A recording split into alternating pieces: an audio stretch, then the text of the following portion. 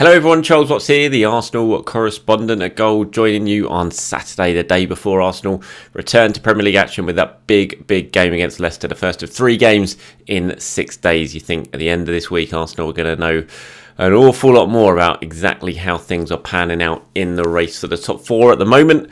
They're in pole position, but there is a long way to go. I will look ahead to that game against Leicester in this video, look at who might start that game, end with my predicted 11 as always. But a few things I wanted to talk about first. First of all, Takehiro Tomiyasu, Arsenal's summer signing, who started so well, player of the month in his first season, proving to be a wonderful signing, but then bang, hit with that calf injury, and we've barely seen him since, certainly since December, when he came back for the Liverpool game, got injured again. We've just not seen him, have we? Which has been a big blow. Did I say December? I think it was January, wasn't it? Not December. Looked like he was coming back, but then he got another injury, again a calf injury, other calf this time, but now he's trying to battle back from that. Mikel Arteta has been speaking a little bit more because we haven't really heard too much from Mikel about it. And this is what he had to say in terms of basically what has happened to Tomiyasu. He said he had a calf injury, and after that he had a really quick recovery. We play him maybe too quick, I don't know, but he had a recurring injury there, and then he felt it again one day when he was back training with us. So yes, it's disappointing because he's been really important. He played a lot of minutes, he played a lot of quality minutes, and he had a good contribution in the team, and unfortunately now we cannot use him.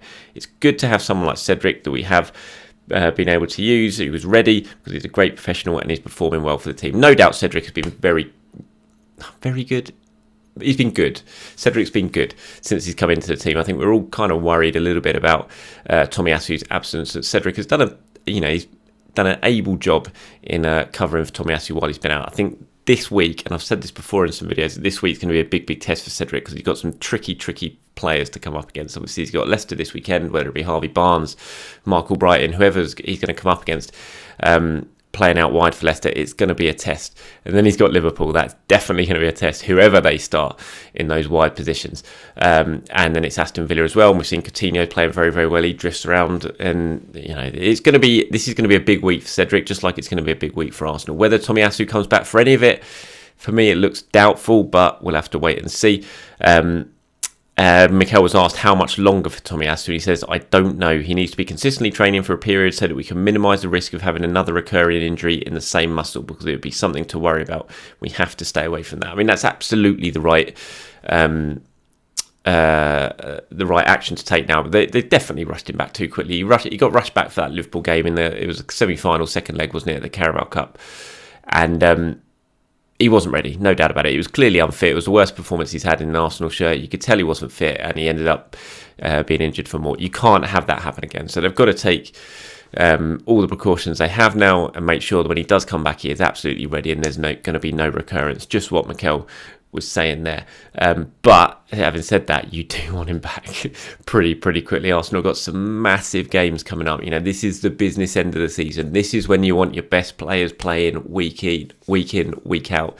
And as good a job as Cedric has done, as I said, I think you'd feel a lot more comfortable with Tomiyasu in that back four. May not be the best when it comes to an attacking fullback, but defensively, just what he gives you, he just really adds to that strength that Arsenal have at the back. Aerially, on the floor, especially aerially when it comes to set pieces, winning headers at the back post. So good at that. Cedric, you have to say, is not the best. When you're swinging a ball into the back post and you've got Cedric battling for it in the air, you're a little bit worried. When you've got Tomiyasu battling for it in the air, you're not worried at all. So hopefully, fingers crossed, we'll see him back fairly soon. But the way that Mikel says there that he needs to be consistently training for a period, he's not done that yet. Even if he comes back in the next few days to train consistently, for me, I can't see there's any way that he's going to be involved this week in these 3 games that Arsenal have got coming up, even if he does make a return to training. So you're kind of looking beyond the Villa game then for a possible return for Tomiyasu. You do have the international break coming up. I would absolutely hope that he wouldn't go away with Japan during that international break. Even if he does start training again with Arsenal before then, you'd think Arsenal should be putting their foot down there and saying, no way, we need to keep him here during the international break to make sure he's ready for that massive run-in that Arsenal have got coming up. So we'll wait and see on that. But that's the latest. That's what Mikel Arteta has had to say on the fitness of Takehiro Tomiyasu. Thomas Partey, this is interesting. Mikel's been speaking a lot about Thomas ahead of the game on Sunday against Leicester. Now Thomas Partey's just been named Arsenal's Player of the Month for February, and considering he's been voted, this has been voted for the Arsenal fans, and he was voted ahead of Martin Odegaard, who's had a brilliant month, and Bukayo Saka as well. It shows how well Thomas has done in that central midfield. We've waited a long time to see the best of Thomas Partey on a consistent basis. There have been flashes since he's arrived, but the injuries have really hampered him. He's fit now, he's been in the team for a while, no injuries, fingers crossed, touch wood, and he's performing very, very well. And Mikel's been speaking about that. There's some interesting things about it as well, saying how Arsenal are now kind of adapting their game to try and get the best out of Thomas Partey, which perhaps they hadn't been doing before. And he talks about the moving Granit Xhaka into that more advanced role that we've seen from Xhaka in this kind of 4-3-3 system we've seen Arteta go to recently. And that's a big part of that, is to try and get the best out of Thomas Partey and give him a little bit more space on the pitch. And this is what he had to say about, first of all, the fact that he got voted Player of the Month, and is that an indicator of how well he's been playing? He said yes, and it is what he can do. And he showed those because of the contenders that he was up against, Saka and Martinelli, and because of the ability he has up there with the best in the team. Now he needs to show consistently that he can do it. We are trying to adapt the game a little bit, and some of the things we are doing is to try and adapt the game for him to be able to be more decisive in matches, to create more space for him, and I think it is he is taking things well. When he was asked then about, has the move for Granit Xhaka been because of that, to try and get more out of Thomas Partey? And he says it is the work we are doing in training to try and facilitate players and exploit their qualities as much as possible. And then talking about Thomas Partey and the standard he's hit now, if that's what you want to see from him on a consistent basis, is absolutely, and that's why we decided to sign him, because everything takes time.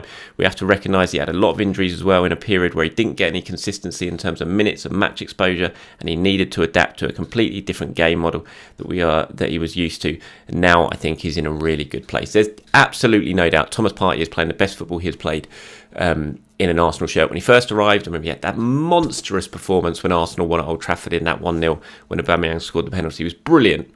It just arrived and it was like, wow, this is why Arsenal spent the money to bring Thomas Partey in. Unfortunately, we didn't really see things after that. He got the injury almost straight away. Then he was out. Arsenal rushed him back for the Tottenham game. He got injured again. Then he was out. And it's just, from then, it kind of just snowballed. It was injury after injury, absence after absence, and suddenly he just, whenever he played, there was no rhythm about him. He produced the odd good performance, but you always knew there was more to come from Thomas Partey. What we are seeing now is Thomas Partey getting towards his best. It looks like he's settled. He knows what the team wants. He's adjusted a little bit to Premier League football. And more importantly, he's fit. And that is the most important thing for any footballer, is that they are fit and that they stay fit. We hadn't seen it for Thomas Partey until now. Now we're seeing it, and Arsenal are absolutely reaping the benefits because he looks fantastic in midfield. We've seen some brilliant performances from Thomas Partey in the last, basically since the turn of the year, since we've moved into 2022. That New Year's Day performance against Manchester City, against the best in the business, he was out of this world. Absolutely fabulous. I was a little bit worried then because he went away to AFCON and you thought, oh no, he's going to get an injury, he's going to lose his rhythm, but he hasn't. He's come back and he's been bang on it again, and that's fantastic. He was brilliant at Watford last weekend as well, and fingers crossed in this what is going to be a huge week for Arsenal, that he can stay fit so he can play in all of them and he can be at his very best, because if he's at his very best in these next 3 games, then Arsenal got a hell of a chance of getting the points they needed to really sort of keep their momentum in the race for the top 4. Thomas is going to be vital in top 4. I think it's quite interesting that Mikel says they've basically adapted the team now to try and get the best out of Thomas, and we are seeing that. There's no doubt Arsenal are using a different system to what we saw during the first half of the season. We're seeing it in the last few games. Granit is playing miles more advanced. I spoke about it in yesterday's video, about what Mikel said during his press conference yesterday, talking about the kind of move forward for Granit Xhaka and how, in a way, he's done it to move Xhaka out of his comfort zone, but also now we know he's done it to give Thomas Partey a little bit more space in the midfield, and it's certainly working because Thomas Partey is playing very, very well. One little bit before I move on to the Leicester game. Gabriel Martinelli, congratulations to Martinelli. What a few months he has had. And now he's been rewarded for that fine form by being called into the Brazil senior squad for the first time. Undoubtedly a proud moment for Martinelli and for his family. He will be in action, or he'll certainly be in the squad for the games coming up in their next World Cup qualifiers, which are against Chile and Bolivia. Quite ironic, really. It's against Chile, who Francis Cagial, who was Arsenal's head of international recruitment, who played a massive role in bringing Martinelli to the club. Well, he basically did bring Martinelli to the club. Is now, I can't remember his exact title, but since he's left Arsenal, he's now in charge of not as in manager of the Chile national team, but the whole setup of the Chile national team. He's basically the director of football for the Chile National Association. And so it's quite ironic, really, that Martinelli's first Brazil squad could well be against Francis Cagial, and Cagial, who I know and I've spoken to fairly regularly since he moved over to Chile, will certainly be there. And I know that it'll be a proud moment for Francis to see Martinelli, and it will kind of show just how far Martinelli's come, and it'll, another example of why Cagial was so highly respected when it came to identifying talent from all around the world, and why he was one of the most respected head of recruitments there was when he was at Arsenal. So congratulations to Martinelli, fabulous news for him. Okay, so who starts against Leicester? I mean, we're talking about Martinelli there. We may as well start with him when it comes to this, because I think that's really the only big choice that it has been for the last few weeks, because we know that Tomiyasu's probably not going to play. Well, he's definitely not going to play tomorrow, is he?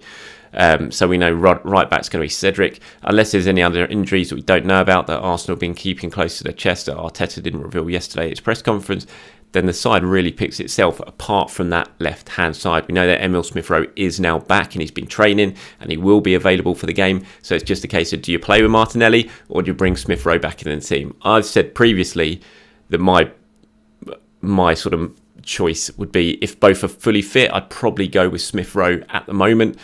I don't think that'll happen tomorrow. I think Martinelli will probably start even if Smith-Rowe is fit, just because I think Martinelli obviously scored the goal against Watford. It was great for him, brilliant goal as well, which we'll hope will give him a big confidence boost. And Smith-Rowe's only had a couple of training sessions. I think it'll be very different when you get towards the Liverpool and the Aston Villa games next week, and Smith-Rowe's had a few more sessions under his belt. Then I think it will be a more difficult decision for Mikel Arteta to make. But for me, I think that Martinelli will probably get the nod because he's just been playing so much regular football recently, and he's coming off the back of a goal-scoring performance at Watford as well. So other than that, I mean, the team really does pick itself, doesn't it? We don't know of any other injuries, and so it's very unlikely there'll be any changes. Nicolas Pepe has been in good form recently.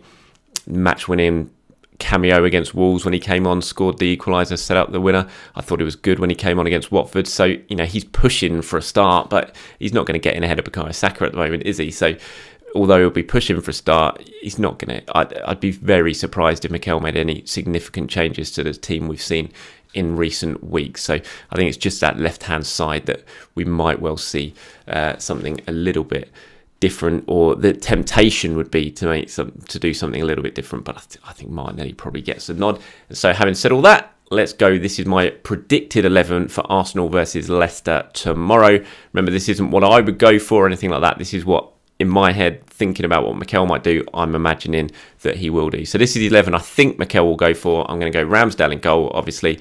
Cedric, like I said, with Tomiyasu still out, will be right back. Ben White and Gabriel, obviously the centre-backs. Kieran Tierney, obviously the left-back. We know the midfield 2 is going to be... Oh, well, actually saying that, it's now kind of like a midfield 1 because we've gone to a more 4-3-3. So it's going to be Thomas Partey at the heart of that midfield. And then you have Granit Xhaka and Martin Odegaard in the more advanced roles. Bukayo Saka on the right.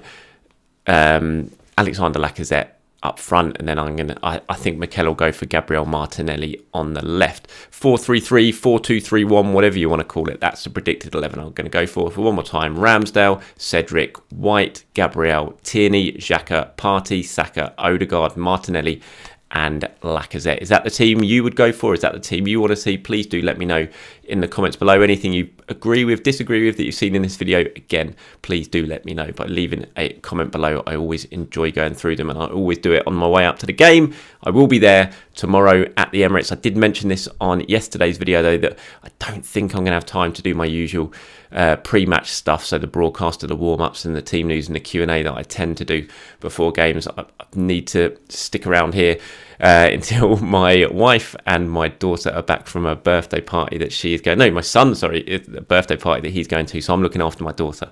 And until they get back, I can't leave. And so I think I might just be getting there just before kickoff. So apologies for that. If I do make it in time, I will do the broadcast, so keep your eyes peeled just in case. Have a very good Saturday, everyone. Have a good Sunday as well if you're watching this on Sunday, and I hope you enjoy the game wherever you're watching it. Have a good one. Bye-bye.